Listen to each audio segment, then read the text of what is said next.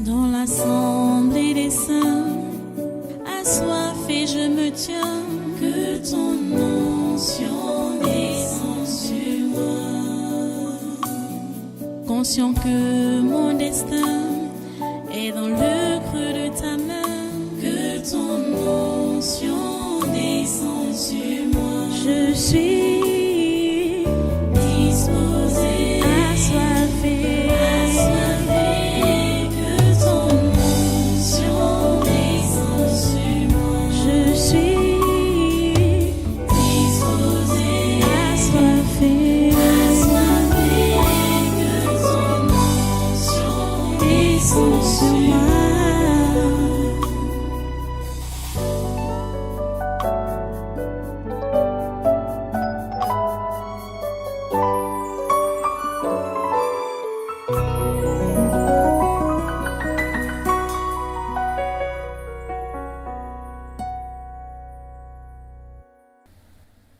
Et encore, la Bible précise qu'aucune tentation ne nous est survenue qui n'ait été humaine.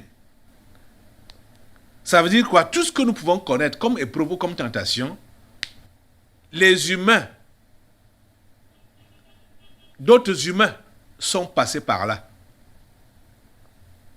Donc, épreuve, tentation, test, par lesquels tu peux passer, quelqu'un d'autre est déjà passé par là. Et ceux qui ont fait confiance en Dieu ont bravé ces tests, ces épreuves, ces tentations-là. Ils ont bravé cela. Cela nous invite à faire confiance à Dieu. Que si d'autres humains comme nous ont pu traverser ce genre d'épreuves ou de tentations, ça veut dire que, et qui les a soutenus? Le Dieu qui les a créés. Ça veut dire qu'il ne va pas nous abandonner, nous aussi. Il va nous faire traverser. Tu es interpellé par Dieu ce matin, cher ami, à cesser de murmurer et à te repentir, non seulement de tes murmures, mais de ces transgressions, de ces péchés-là qui ont occasionné les conséquences qui se produisent maintenant là dans ta vie. Dieu dit au verset 30 d'Ézéchiel 18, « C'est pourquoi je vous jugerai chacun selon ses voies, maison d'Israël, dit le Seigneur l'Éternel. » Et il lance maintenant l'appel. « Revenez et détournez-vous de toutes vos transgressions, afin que l'iniquité ne cause pas votre ruine. » Vous voyez? Qu'est-ce qui cause la ruine? L'iniquité, le péché. C'est ça qui cause la ruine. Tu comprends ça? Dieu est clair. Il dit, revenez, détournez-vous de toutes vos transgressions, afin que l'iniquité ne cause pas votre ruine. C'est le péché qui va te ruiner. Péché de désobéissance, péché d'incrédulité, péché de mensonge, de vol, d'adultère. Le péché, c'est ça qui va te ruiner. Hein? Péché de mondanité, péché de convoitise, c'est ça qui va te ruiner. Et c'est ça qui te ruine. C'est ça qui a mis un arrêt dans ta chrétienté. Le péché, c'est ça qui a mis un arrêt dans ta chrétienté. Il y a un esprit appelé signe stop qui est dans la cage. C'est le péché qui a mis un stop, qui a mis un arrêt dans ta chrétienté. Et aujourd'hui, le Seigneur te demande de revenir. Le Seigneur te demande de te détourner de ces mauvaises voies-là, de ces péchés-là. Toi seul, tu sais, au fond de toi, quel est ce péché-là? Hier, on lisait le premier chapitre de la lettre que Dieu a écrite à l'Église. Et le Seigneur interpellait chacun de nous de se souvenir, se rappeler où il est tombé, de se repentir et de pratiquer les premières œuvres. Chacun en ce qui le concerne. C'est ça que Dieu dit ici. Revenez et détournez-vous de toutes vos transgressions, afin que l'iniquité ne cause pas votre ruine. Donc, ce n'est pas Dieu qui cause ta ruine. Ce n'est pas Dieu qui a mis un arrêt à tes activités. Ce n'est pas Dieu qui t'a donné cette maladie ou cette infirmité. Ce n'est pas Dieu qui t'a infligé ou t'a donné ces démons. Ce n'est pas Dieu qui a mis un arrêt à ta vie. Ce n'est pas Dieu. C'est tes iniquités. C'est ton péché. Tu comprends ça? Afin que l'iniquité ne cause pas votre ruine. C'est le péché qui ruine. C'est l'iniquité qui ruine. Il dit au verset 31, « Rejetez loin de vous toutes les transgressions par lesquelles vous avez péché. Faites-vous un cœur nouveau et un esprit nouveau. Pourquoi mourriez-vous, maison d'Israël ?» Quand Dieu pose la question « Pourquoi mourriez-vous ?» il ne s'agit pas de la mort physique. Parce que beaucoup de gens s'arrêtent seulement au niveau de la mort physique. Quand on parle, ils pensent c'est la mort physique, la disparition. Ce n'est pas de la mort physique dont il est question. C'est la séparation éternelle avec Dieu. La mort en enfer. Pourquoi mourriez-vous, maison d'Israël? Parce que dès que ta communion est brisée avec Dieu, tu es déjà mort, Tu es déjà mort. Je sais que plusieurs qui sont charnels, limités, et qui ont été avertis que la mort est devant toi, certains ne se sont même pas repentis jusqu'à partir de la présence de Dieu. Et ils sont là-bas, ils disent que depuis qu'on a dit que je vais mourir, je suis donc mort quand? Ce que tu dis là prouve que tu es mort depuis le temps que là qu'on a dit que tu es mort. Tu comprends ça? Parce que la mort physique n'est rien. Tout le monde va passer par là. Il s'agit de la mort éternelle, de la séparation éternelle avec Dieu. C'est ça qu'il est question. Le chrétien ne meurt pas. Jésus l'a dit. Allez dans Jean au chapitre 11. Quand Jésus devait aller ressusciter Lazare, la sœur de Marthe et de Marie, Jésus a fait comprendre à ces deux femmes, à vous et à moi, que celui qui croit en lui ne meurt pas et ne mourra jamais. Il ne parlait pas de la mort physique, bien entendu. Il parlait de la mort éternelle. Que celui qui vit et croit en lui ne peut pas mourir. Alors, quand Dieu pose donc la question ici, que pourquoi mourriez-vous, maison d'Israël? Il s'agit de cette séparation éternelle avec Dieu là. Il s'agit d'aller en enfer. Vous avez de comprendre? Et au verset 32, il dit, car je ne désire pas la mort de celui qui meurt, dit le Seigneur l'Éternel. Convertissez-vous donc et vivez. Vous voyez? On vit quand on s'est converti. Ça veut dire quand on a abandonné les mauvaises voies, les péchés dans lesquels on vivait. C'est là qu'on vit. Il dit, convertissez-vous donc et vivez. Vous comprenez que celui qui n'est pas converti ne vit pas. C'est ça. C'est clairement dit là. Donc celui qui n'est pas converti ne vit pas. Si tu n'es pas encore converti, si tu n'as pas encore donné ta vie à Jésus, si tu n'as pas abandonné tes péchés, tu ne vis pas, tu ne vis pas. Il dit, convertissez-vous donc et vivez. Tous ceux-là qui font dans la religion, j'ai tellement pitié de vous. Vous vivez dans la religion, vous pouvez même vous priver de certaines choses, physiquement là. Mais vous n'êtes pas converti. Vous êtes malheureux. Parce que vous êtes dans la mort. Vous êtes mort. On vit quand on se convertit. C'est là qu'on vit. Dieu dit, convertissez-vous donc et vivez.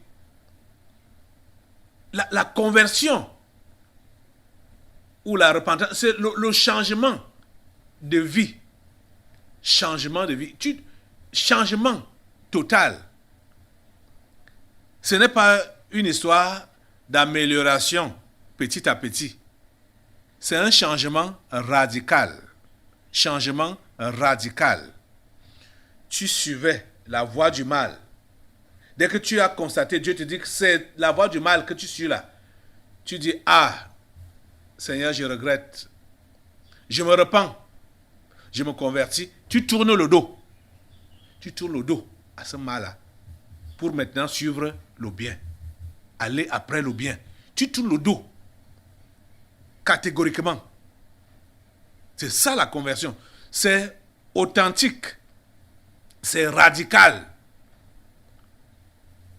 On ne se convertit pas petit à petit.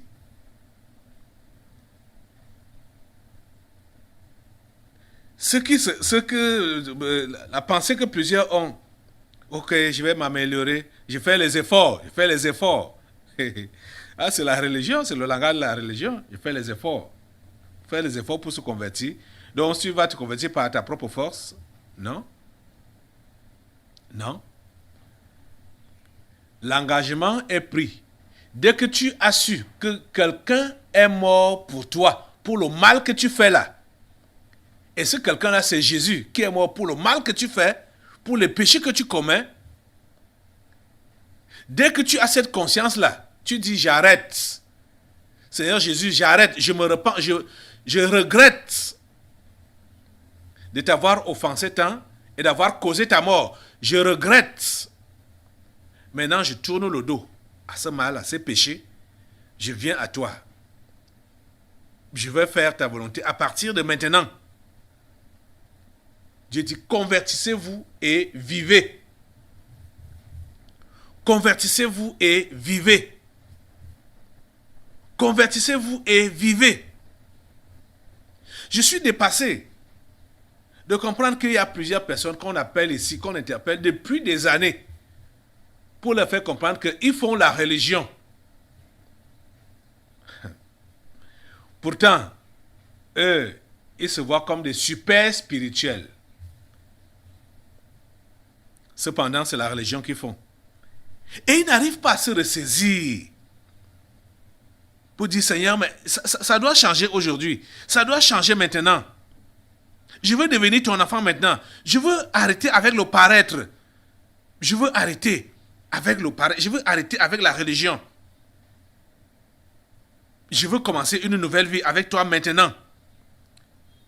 Sans plus compter sur mes efforts personnels, sur mon amélioration personnelle, mais comptant sur toi. Je me donne à toi. Levez les mains et avancez. Les mains levées pour dire, Seigneur, je ne retiens plus rien. Et je cours vers la carrière que tu as ouverte devant moi.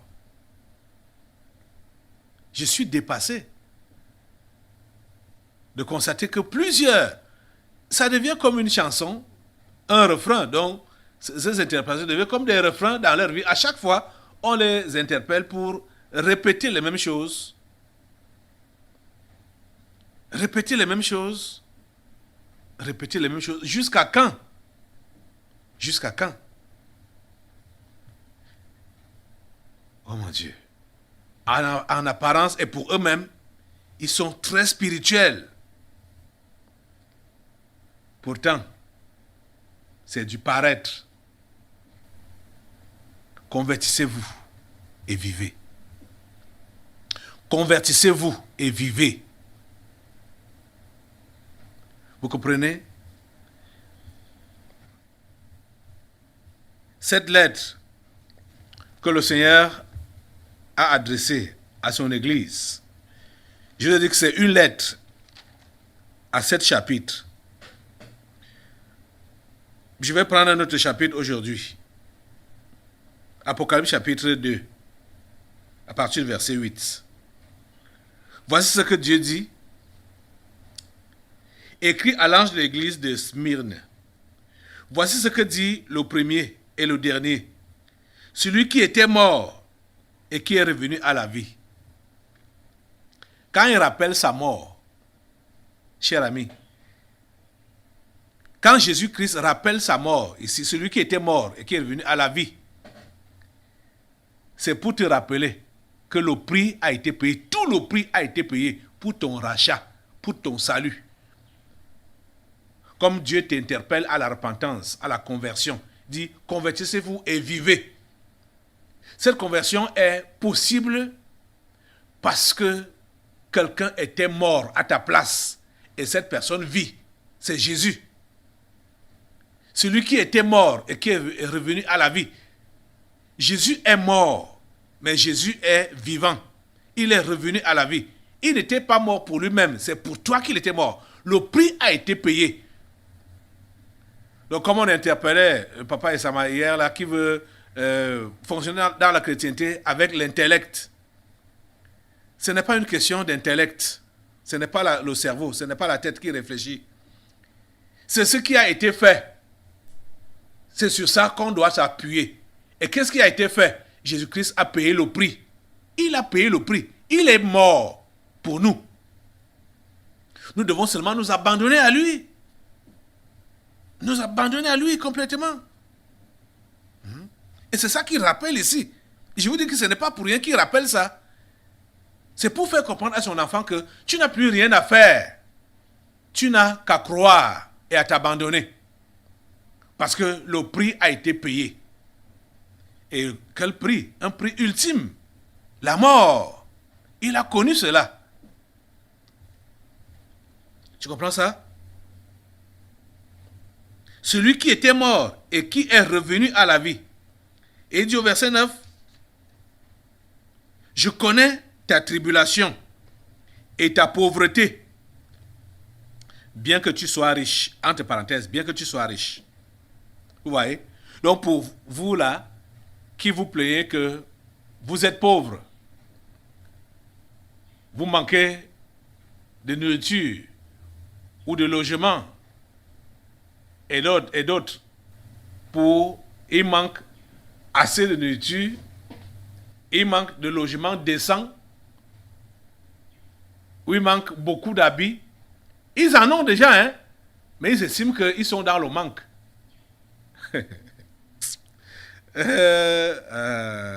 Seigneur, ta grâce. Il dit, je connais ta tribulation et ta pauvreté. Entre parenthèses, bien que tu sois riche. C'est ça que le Seigneur veut que tu comprennes. Que les manquements physiques que tu peux avoir là ne doivent pas t'affecter parce que tu es riche. Et les calomnies de la part de ceux qui se disent juifs et ne le sont pas, mais qui sont une synagogue de Satan. Ne crains pas ce que tu vas souffrir. Ouais. Dieu t'avertit. Jésus t'avertit. Toi, tu vois que tu es en train de souffrir maintenant là, mais il te fait comprendre que les souffrances viennent encore. Vous vous rappelez? Dimanche passé, ceux qui ont été interpellés par l'esprit avertissement, à certains, il était dit que retrousse les manches. Retrousse les manches. Tu n'as encore rien fait. Attends-toi à plus d'épreuves, plus de souffrance. C'est ça, exactement comme Jésus a dit ici, là. Ne crains pas ce que tu vas souffrir. Voici le diable jettera quelques-uns de vous en prison, afin que vous soyez éprouvés, et que vous aurez une tribulation de 10 jours. Vous voyez que ce verset 10 s'accomplit dans cette assemblée. Oh.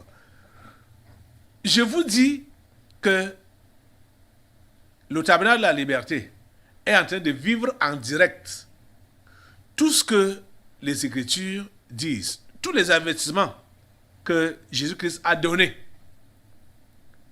que ce soit aux apôtres ou que ce soit à l'Église, comme on est en train de lire là. Et vous savez que, comme il a dit ici, ne crains pas ce que tu vas souffrir. Voici le diable jettera quelques-uns de vous en prison, afin que vous soyez éprouvés. Et vous aurez une tribulation de 10 jours. Mais sois fidèle jusqu'à la mort. Et je te donnerai la couronne de vie. Et vous savez que plusieurs de nos frères dans cette assemblée sont des prisonniers. Vous le savez, que plusieurs ont connu la prison et sont en prison. Vous le savez. Mais le Seigneur dit quoi? Ne crains pas cela, ce que tu as souffert, ce n'est pas terminé. Je sais que quand je reviens sur ça là, ceux-là qui sont restés à la porte du paradis, ils commencent à regarder derrière. Ils commencent à regarder derrière. Parce qu'ils ne veulent pas entendre parler de martyr, mourir martyr. On ne peut pas éviter ça. Je vous assure qu'on ne peut pas éviter ça. Jésus nous a longuement parlé et nous a demandé de nous attendre à cela. Il ne peut pas avoir de réveil sans persécution, sans qu'il y ait des martyrs, sans des emprisonnements, à cause de la parole, à cause de Jésus. Je vous dis la pure vérité. Ce n'est pas des choses à provoquer. Ce n'est pas des choses... Il faut seulement être bête pour provoquer une persécution, provoquer ton emprisonnement ou provoquer ta mort. Il faut seulement être bête. Mais c'est des choses qui doivent arriver. Quand tu es chrétien véritable, tu as dit que tu mets en pratique la parole de Dieu. La Bible dit que tous ceux-là qui vont vivre pieusement à Jésus-Christ seront persécutés. La Bible l'a dit clairement. Donc il faut s'attendre à cela. Il ne faut pas paniquer. Et ce que Dieu demande, ce que Dieu nous demande, ce que Dieu te demande, c'est la fidélité jusqu'à la mort. Tu as compris ça? C'est la fidélité jusqu'à la mort. Il dit, sois fidèle jusqu'à la mort. Et je te donnerai la couronne de vie. Sois fidèle jusqu'à la mort. Vous voyez que nous sommes toujours dans le contexte de Ézéchiel, notre texte principal. Ézéchiel 18, où Dieu dit, si le juste se détourne de sa justice et commet l'iniquité, s'il imite toutes les abominations du méchant, vivra-t-il? Toute sa justice sera oubliée parce qu'il s'est livré à l'iniquité et au péché. À cause de cela, il mourra. Et le Seigneur Jésus interpelle et dit, ne crains pas ce que tu vas souffrir. Voici, le diable jettera quelques-uns de vous en prison, afin que vous soyez éprouvés, et vous aurez une tribulation de 10 jours. Sois fidèle jusqu'à la mort, et je te donnerai la couronne de vie. Sois fidèle jusqu'à la mort, je te donnerai la couronne de vie. Que celui qui a les oreilles entende ce que l'Esprit dit aux églises. Celui qui vaincra n'aura pas à souffrir la seconde mort. Celui qui vaincra n'aura pas à souffrir la seconde mort. C'est cette seconde mort qu'on doit éviter à tout prix. Et cette seconde mort, on va la subir dès qu'on a renoncé à Jésus à cause des souffrances, à cause des tribulations, à cause des persécutions, à cause des épreuves. Dès que tu as renoncé, dès que tu as baissé les bras, tu dis non, je ne veux pas mourir. C'est là donc que tu es en train de mourir. Jésus l'a dit clairement que celui qui conservera sa vie la perdra, mais celui qui la perdra à cause de moi la retrouvera. C'est une question d'engagement, les amis. C'est une question d'engagement avec Dieu et c'est une question de constance dans la foi. Les amis, démarrer avec Dieu aujourd'hui. Convertissez-vous aujourd'hui et vivez. Convertissez-vous et vivez. Le Seigneur ne se fatigue pas. Moi, je ne vais pas me fatiguer de vous interpeller. Et nous allons maintenant passer encore aux interpellations. Tous ces esprits, tout un bloc d'esprits, ils sont dans plusieurs corps que j'ai mis en cage hier. Nous sommes samedi aujourd'hui, dans la matinée. Nous allons procéder maintenant aux interpellations. Le signe stop est là avec sa compagnie. Signe stop, qui veut dire quoi? Ça veut dire que plusieurs parmi vous, vous avez mis un stop à votre chrétienté depuis longtemps. Et c'est l'infidélité qui est d'abord venue depuis jeudi. L'infidélité. Que vous n'êtes plus fidèle. Quand on parle d'infidélité, ça veut dire qu'on a été fidèle, après on a arrêté. C'est pourquoi il y a donc le signe stop et l'infidélité. Le sommeil profond, tous ces esprits-là, mon Dieu. Si tu es interpellé, maintenant là, s'il te plaît, rassure-toi que tu t'es converti pour vivre. Rassure-toi que tu as redémarré ta foi. Bon, je ne sais pas si même les inconvertis vont être interpellés. Puisque ceux à qui je m'adresse d'abord, ce sont les anciens convertis, ceux-là qui ont rétrogradé, ceux-là qui ont mis un arrêt à leur chrétienté. C'est d'ailleurs eux que Dieu interpelle depuis Ézéchiel 18 que nous lisons et dans l'Apocalypse que nous sommes en train d'appuyer ce qui est dit dans Ézéchiel 18 là. Les anciens convertis qui ont arrêté leur communion avec Dieu et Dieu seul sait. Et eux-mêmes aussi savent quelles ont été les raisons de cet arrêt-là. Dieu te dit aujourd'hui, convertis-toi et vis. Revenez, détournez-vous de toutes vos transgressions, afin que l'iniquité ne cause pas votre ruine. Rejetez loin de vous toutes les transgressions par lesquelles vous avez péché. Faites-vous un cœur nouveau et un esprit nouveau. Pourquoi mourriez-vous, maison d'Israël? Car je ne désire pas la mort de celui qui meurt, dit le Seigneur, l'Éternel. Convertissez-vous donc et vivez. Convertissez-vous donc et vivez. Convertissez donc vous donc et vivez. C'est l'appel que Dieu lance à chacun d'entre vous.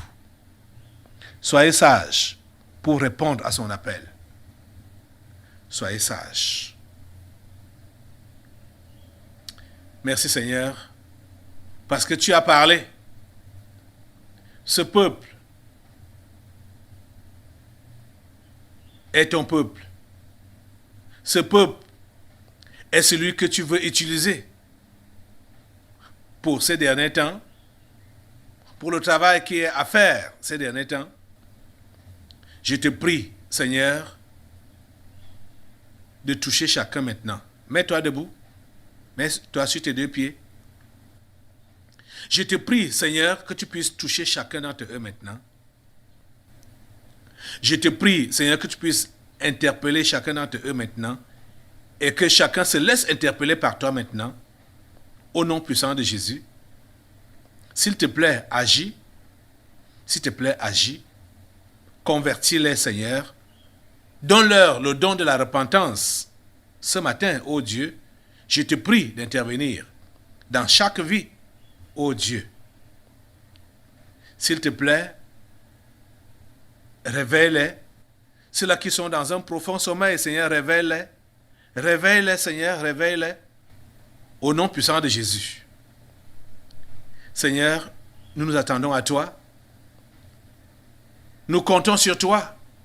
Je compte sur toi, Seigneur, pour un travail profond dans chaque vie, ici présente, et tout cela qui suivent ou qui écoutent le son de ma voix, qui regardent ce programme, Seigneur, je compte sur toi pour les toucher, les transformer et les convertir. Merci au Dieu parce que tu le fais. Au nom puissant de Jésus, j'ai prié. Amen. Amen. Tu vas donc t'asseoir et nous allons procéder aux interpellations. Je vous en prie, laissez-vous interpeller, convertissez-vous et vivez. Après les interpellations, on va passer aux délivrances prophétiques. Je reviens. Dans l'assemblée des saints, assoiffé je me tiens, que ton onction descende sur moi. Conscient que mon destin est dans le creux de ta main, que ton onction descende sur moi. Je suis